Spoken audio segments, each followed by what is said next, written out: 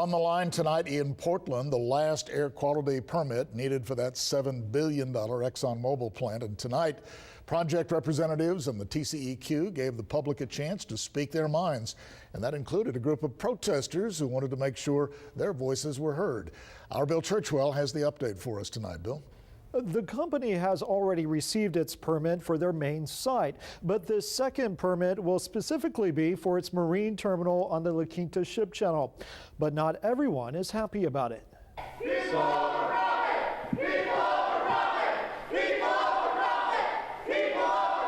A meeting interrupted with protest.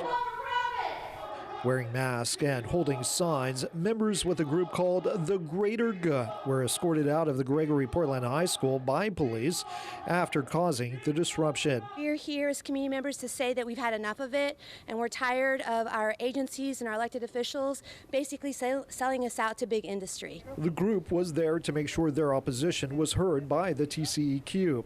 The forum was a chance for community members to ask questions and give their statements in hopes of influencing the final decision on the air quality permit requested by Gulf Coast Growth Ventures for their terminal site at the La Quinta ship channel. So review the comments that we get here tonight orally, and some people will submit them in writing, and we'll take those into consideration when we're making the final decision on this permit application.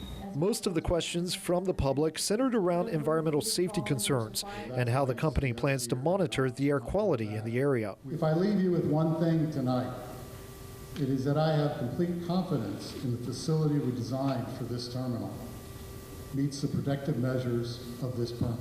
Just last week, when we brought you the groundbreaking ceremony for the major project just northwest of Portland, sitting on what was once cotton fields, ExxonMobil joined together with CEBIC to build the facility, which is expected to bring 6,000 construction jobs and 600 permanent jobs to the area.